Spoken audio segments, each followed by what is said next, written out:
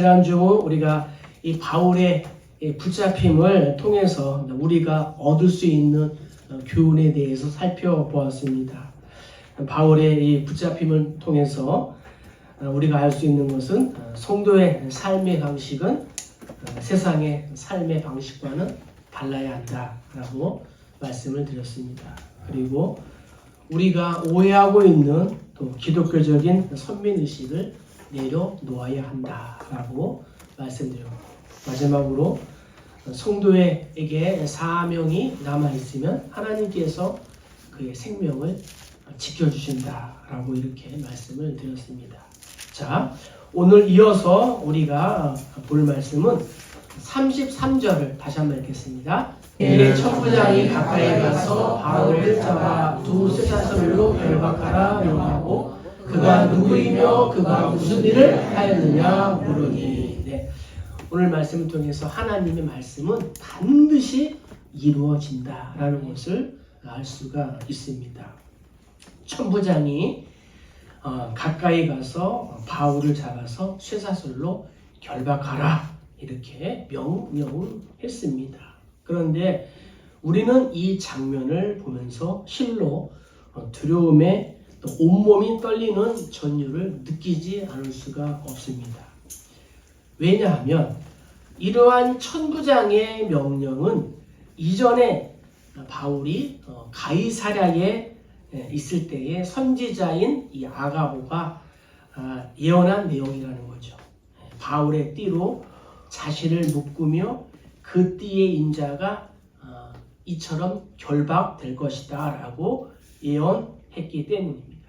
그래서 21장 11절에 보니까 우리에게 와서 바울의 띠를 가져다가 자기 수족을 잡아매고 말하기를 성령이 말씀하시되 예루살렘에서 유대인들이 이같이 이 띠 인자를 결박하여 이방인의 손에 넘겨주리라 라고 아가보 선지자가 그 예언의 말씀대로 이루어졌다는 거예요.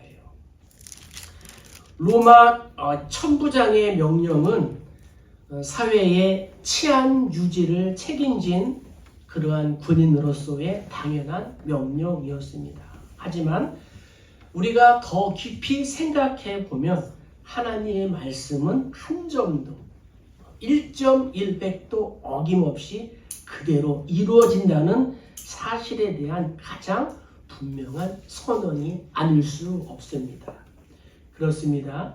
하나님께서 말씀하신 것은 1.1핵도 떨어짐이 없이 반드시 이루어진다는 거예요. 세상에서 틀림없이 이루어질 수 있는 것은 오직 하나님의 말씀밖에는 없는 거예요. 그리고 이러한 하나님의 예정하심과 계획하심을 막을 사람은 어느 누구도 없는 것입니다. 인간의 어떠한 권력과 힘으로도 하나님의 계획을 막을 수 없으며 심지어 사탄, 마귀, 귀신조차도 이를 방해할 수가 없는 것입니다. 애굽왕 바로가 모세를 통해 이스라엘을 출애굽시키려는 하나님의 작정을 막을 수 있었습니까? 아닙니다. 그 일은 하나님의 말씀대로 정확히 이루어졌습니다. 그런데도 사람들 가운데는 이러한 하나님의 이러한 기적을 믿지 못하고 하나님의 말씀과 예언에 콧방귀를 뀌는 사람들이 많이 있습니다. 그러면서 한 치 앞도 알지 못하는 점쟁이를 찾아가고 예언가의 말을 듣고 심지어 이단 사이비 교주의 말에는 벌벌 떨고 있는 사람들이 적지 않으니 참으로 안타까운 일이 아닐 수 없습니다. 사람의 말은 언제든지 변할 수가 있습니다. 그래서 철석같이 약속하고 맹세하고도 그것을 지키지 못하는 일이 허다합니다.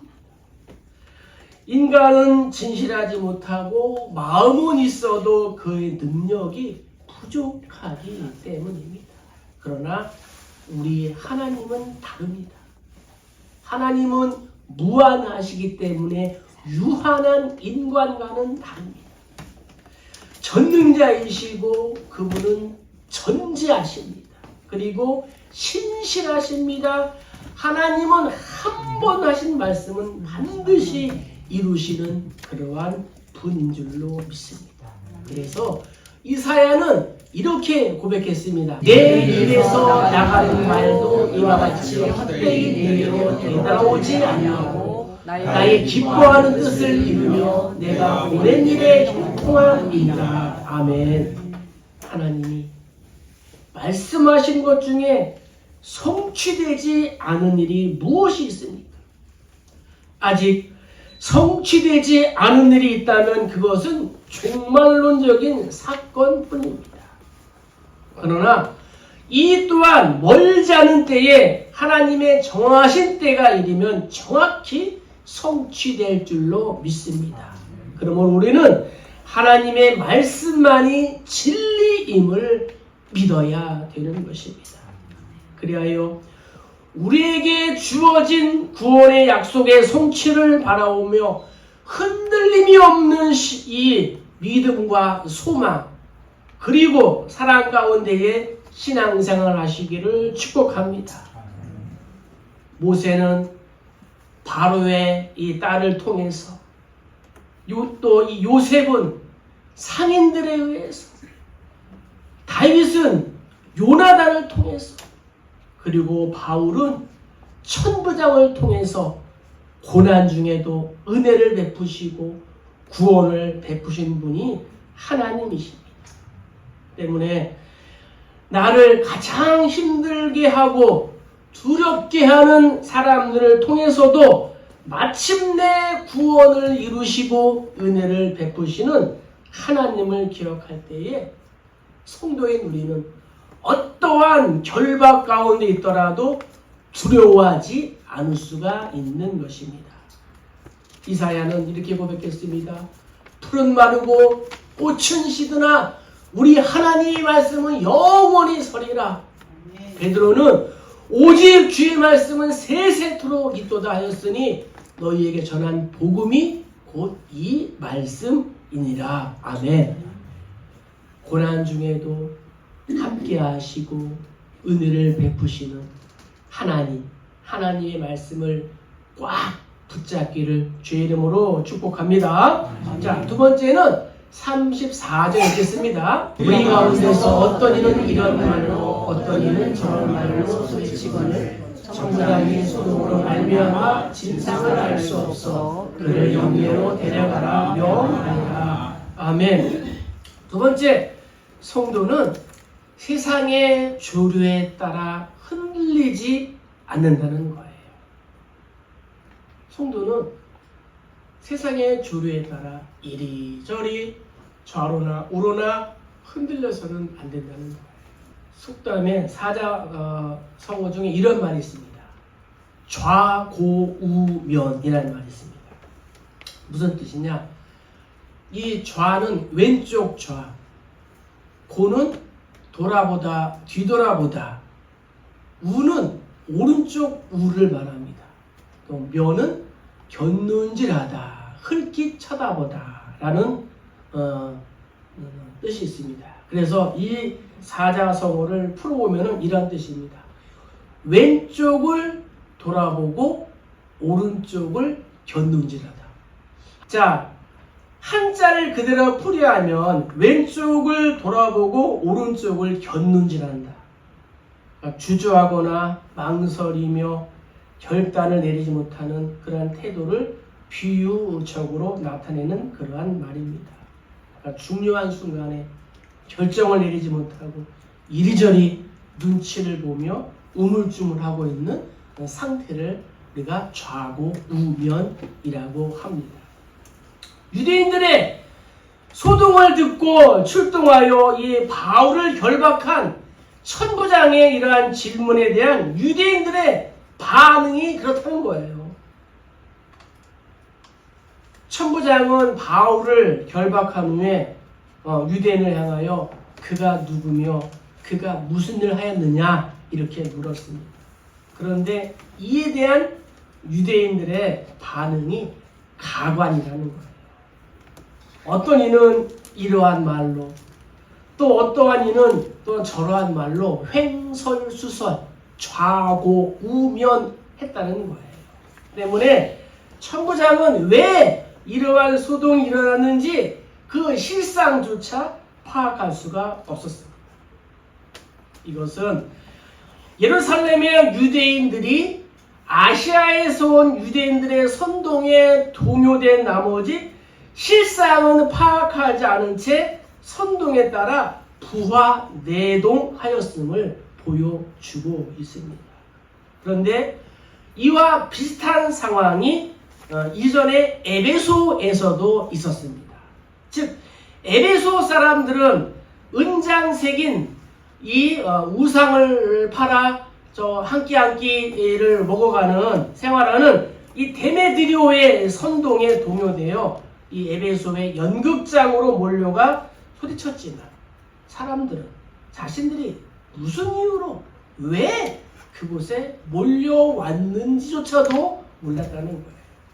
그래서 19장 32절에 뭐라 그럽니까? 사람들이 외쳐 어떤 이는 이런 말을 어떤 이는 저런 말을 하니 모인 우리가 곤란하여 해바리가 어찌하여 모였는지 알지 못하더라 했습니다.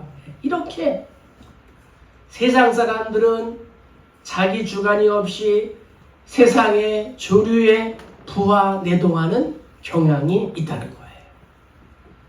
그리고 안타깝지만 자신의 이기적인 목적을 채우려는 자들에 의하여 자주 사람들이 악용되고 있습니다.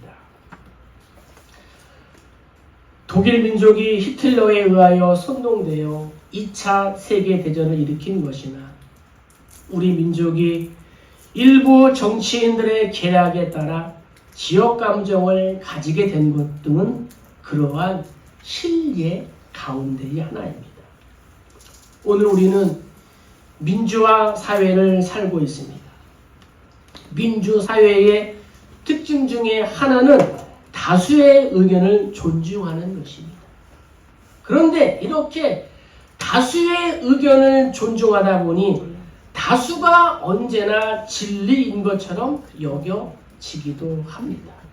그래서 대부분의 사람들은 다수는 무조건 옳은 것으로 생각하고 아무런 주관도 없이 무조건적인 다수만을 추종합니다.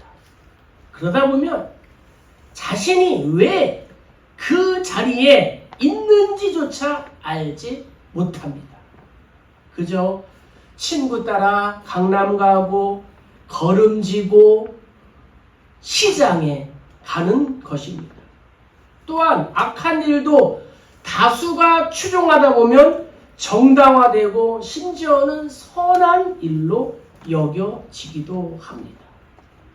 그러나 성경은 주관 없이 다수만을 쫓는 일의 위험성을 경고하고 있습니다.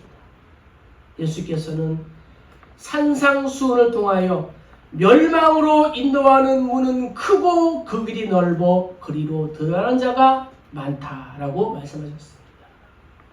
다수가 반드시 진리는 아닙니다. 그러므로 성도인 우리는 세상 사람들이 가는 곳이라고 무조건적으로 따라가서는 안 됩니다. 세상의 조류에 동요되어 우왕좌왕 해서는 안 됩니다. 세상과 구별되어야 할 성도에게는 뚜렷한 주관이 있어야 합니다. 물론 그 주관은 자기의 생각이 아니라 참 진리인 복음, 말씀에 근거해야 될 줄로 믿습니다. 그래야 성도가 세상과 구별되고 하나님 앞에서도 의롭다 인정을 받을 수가 있는 것입니다. 시편 기자는 이렇게 고백했습니다. 주의 말씀은 내 발에 등이요 내 길에 빛이니이다. 주의 의로운 규례를 지키기로 맹세하고 그에게 정하였나이다. 그렇습니다. 믿음의 주요 온전하게 하신 이인 예수를 바라보자. 그는 그 앞에 있는 기쁨을 위하여 십자가를 참으사 부끄러움을 개의치 아니하시더니 하나님 보좌 우편에 앉으셨느니라.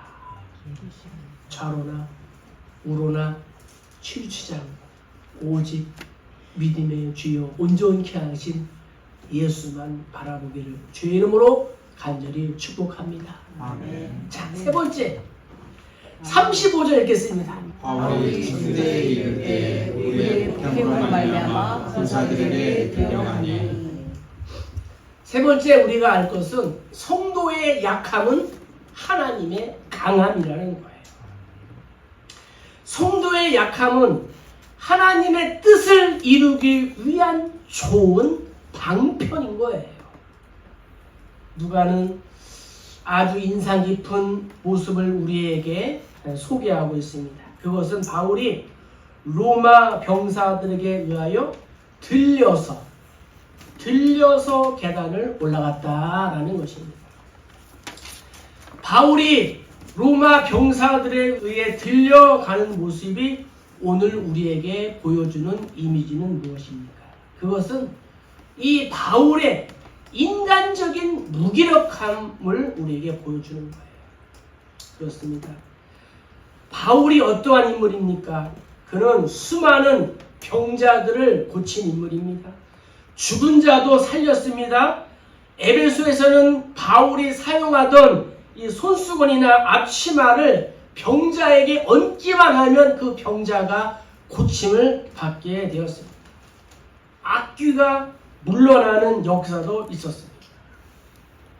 수많은 교회를 세웠고 자신에게 능력 주시는 자 안에서 무엇이든 할 수 있다라고 고백한 사람이 바울이었습니다. 바리새인 중에 바리새인이 나면서 로마 시민권을 가진 사람이었습니다. 왕족이었습니다. 당시 최고의 학부에서 이 학문을 또 연구한 그러한 사람이었다는 거죠. 그러한 그를 왜 하나님께서 이와 같은 무기력함에 빠지게 하셨을까요? 바울이 죄를 범했습니까? 바울이 예루살렘 장로들의 이 권고를 무시하고 경망스럽게 움직였습니까? 아닙니다. 바울은 하나님의 말씀에 순종했고 예루살렘 장로들의 이 권면에 존중하고 또 그대로 또 순종했습니다. 그런데 보세요. 결과는 자신의 힘으로 걷지 못하고 자신의 운명을 헤쳐가지도 못하는 그러한 상태에 빠졌고 대신에 이방인인 병사들에 의하여 무장 해제가 된 채 들려서 올라가고 있다는 거예요. 자기가 원하는 곳으로 가는 것이 아니라 저들이 원하는 또 저들이 생각하고 뜻하는 곳으로 끌려가고 있습니다.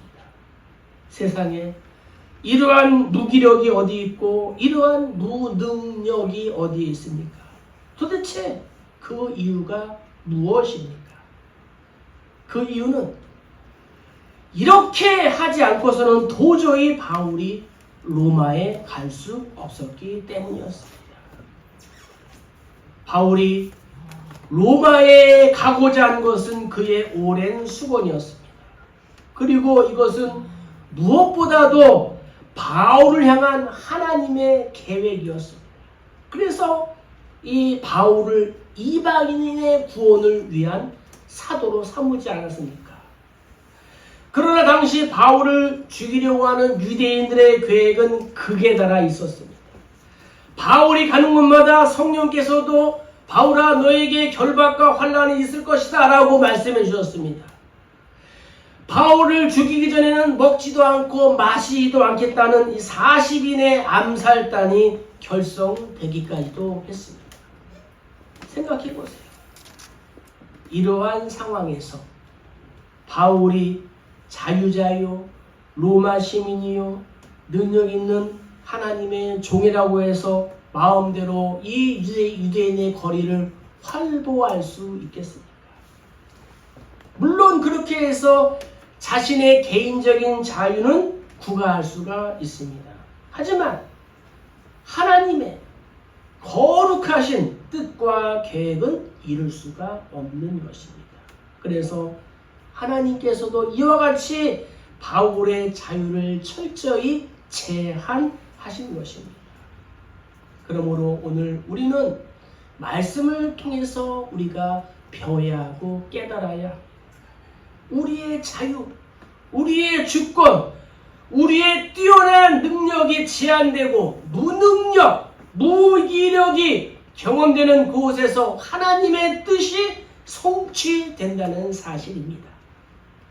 물론 그것을 온몸으로 당해야 하는 당사자의 고통이란 이루 말할 수 없는 것입니다. 우리는 출애굽한 이스라엘 백성들이 홍해 앞에서 겪어야 했던 그 고통을 알고 있습니다. 출애굽한 이스라엘 백성들은 진퇴양난의 위기에 빠졌습니다. 앞으로 나아가자니 홍해의 검푸른 파도가 그들을 집어삼킬 듯이 넘실거렸습니다. 그렇다고 뒤로 물러서자니 눈에 불을 켜고 칼에 날을 세운 애굽 병사들이 턱 밑까지 추격해 오고 있었습니다. 이렇게 해도 저렇게 해도 죽을 일만이 기다리고 있었을 뿐 그들이 할 수 있는 일은 아무것도 없었습니다. 애굽의 10가지 재앙을 경험하고 출애굽한 이 이스라엘 백성들, 세상에 이러한 무기력이 어디 있겠습니까? 오죽했으면 애굽의 10재앙을 경험한 그들이 모세를 향하여 극단적인 행동과 또 이 말을 했겠습니까? 그러나 결과적으로 이것이 그들을 망하게 하는 길이었습니다. 아닙니다. 오히려 그들을 구원하고 애굽의 병사들을 홍해에 장사 지내기 위한 하나님의 방편이었습니다.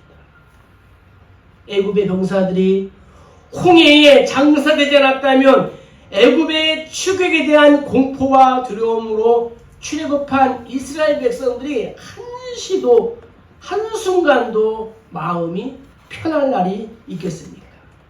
또한 하나님께서 고난 중에서도 자신들을 보호하시고 구원하신다는 이 확신을 가졌겠습니까?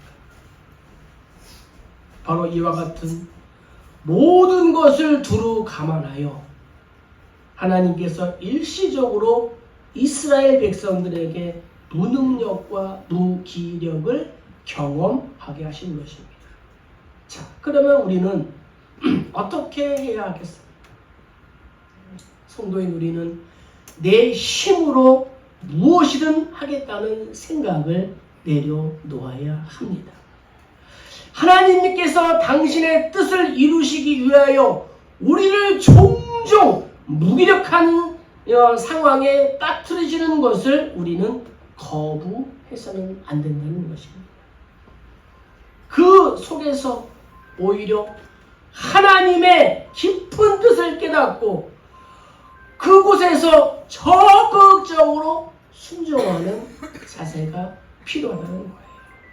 자, 모세는 이렇게 고백했습니다. 모세가 백성에게 이르되 너희는 두려워하지 말고 가만히 있어서 여호와께서 오늘 너희를 위하여 행하시는 구원을 보라. 너희가 오늘 본 애굽 사람을 영원히 다시 보지 아니하리라. 여호와께서 너희를 위하여 싸우시리니 너희는 가만히 있을지니라. 아멘. 여호사밧은 이렇게 고백했습니다. 우리 하나님이요 그들을 징벌하지 아니하시나이까. 우리를 치러오는 이 큰 무리를 우리가 대적할 능력이 없고 어떻게 할 줄도 알지 못하옵고 오직 주만 바라보나이다. 할렐루야.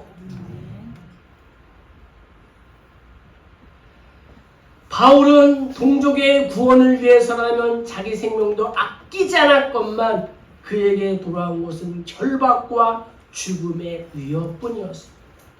마치 예수께서 자기 백성인 유대인들에게 버림받고 죽임 당하신 것과도 같습니다. 이처럼 예수를 따르는 성도는 세상에서는 수고의 대가를 받기보다 배반과 고난을 당하기 일쑤입니다. 그러나 우리는 이러한 상황 속에서라도 낙심하거나 좌절할 필요가 없습니다. 왜냐하면 예수를 높이신 하나님께서 또한 예수의 뒤를 따르는 작은 예수인 우리 성도들도 높여 하나님의 하늘 영광으로 갚으실 것이기 때문입니다. 말씀을 정리합니다. 예수께서 당하신 고난, 바울이 당한 고난을 우리가 기억해 보는 겁니다. 그곳에서 하나님은 또 다른 창조의 사역을 시작하십니다. 그래서 고난은 유익이고 고난을 통해 하나님을 바라보게 되는 것입니다. 그리고 고난 속에서도 하나님은 은혜를 베푸시고 우리를 구원해 주시는 것입니다. 그러므로 우리는 이 소망을 가지고 세상이 나를 어떻게 대우하든지 오직 예수의 제자로서 작은 예수로서 그분이 가신 길을 우리가 또 걸으며 또 본받으며 또 뒤따르기에 더 힘쓰는 주의 성도님들 다 되시기를 주의 이름으로 간절히 축복합니다. 아멘.